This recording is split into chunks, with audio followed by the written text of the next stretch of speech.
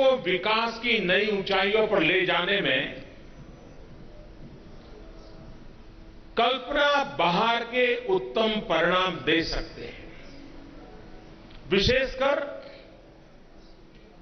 इस पार्श्वभूमि का जो युवा है, first generation risk taking capacity जिसकी सबसे ज्यादा है, ये बहुत बड़ा वर्ग है। ये बात अगर इन युवाओं को अवसर मिलेगा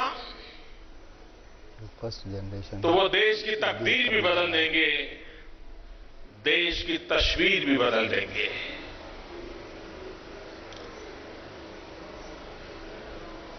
पूरा विश्व ये मानता है कि भारत में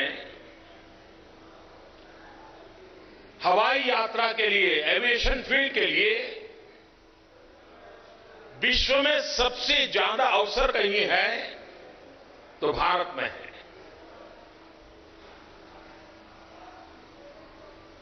बहुत पहले हमारी सोच ये बनी थी कि हवाई यात्रा ने ये राजा महाराजाओं का ही विषय है और इसलिए हमारी एयरलाइंस के साथ जो लोगो जुड़ा था वो भी महाराजा का जुड़ा था। और जब अटल जी की सरकार थी तो हमारे रूडी जी एविएशन मिनिस्ट्री में थे, तो मैंने एक दिन, तब तो मैं तो पार्टी का काम करता था, यहां हिमाचल में रहता था, तो मैं एक बार उनसे मिला। मैंने कहा, भाई क्या ये लोगो नहीं बदल सकते क्या? तो क्या? मैंने कहा, इससे लग रहा है कि हवाई जहाज और हवाई यात्रा ये एक ही वर्ग के लोगों के लिए है। तो उन्होंने कहा, क्या करें? मैंने कहा, कुछ मत करिए, कार्टूनिस्ट लक्ष्मण का जो कॉमन मैन है उसी लोगों में लगा दीजिए, उसकी परमिशन ले लीजिए। और मुझे खुशी है कि अटल जी की सरकार के समय उस कॉमन मैन को भी समावेश किया गया था। उस समय, जबकि मैं राजनीति में किसी पद पर नहीं था,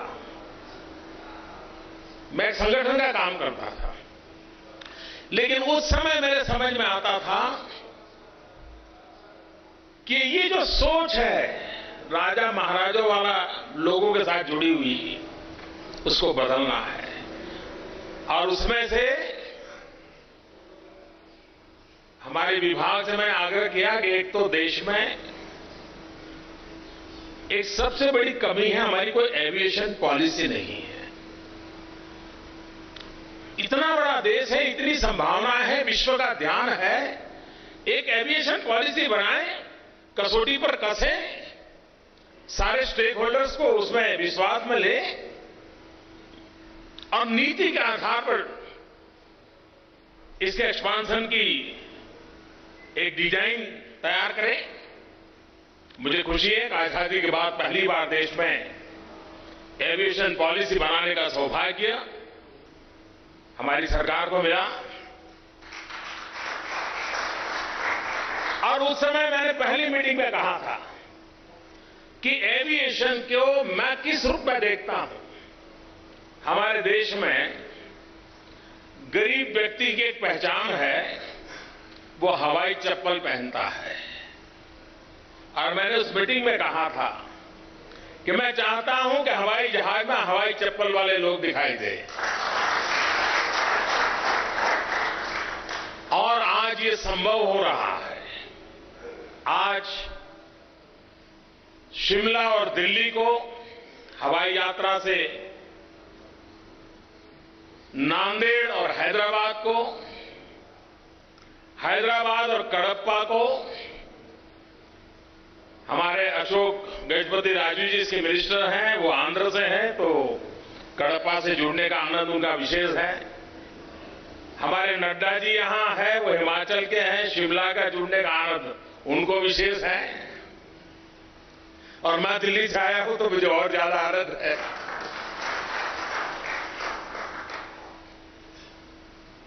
ये हवाई सफर कैसी बन रही है। आज हम टैक्सी में जाएं बाय रोड, 1 किलोमीटर का किराया करीब 8 से 10 रुपया होता है। दिल्ली शिमला की हवाई यात्रा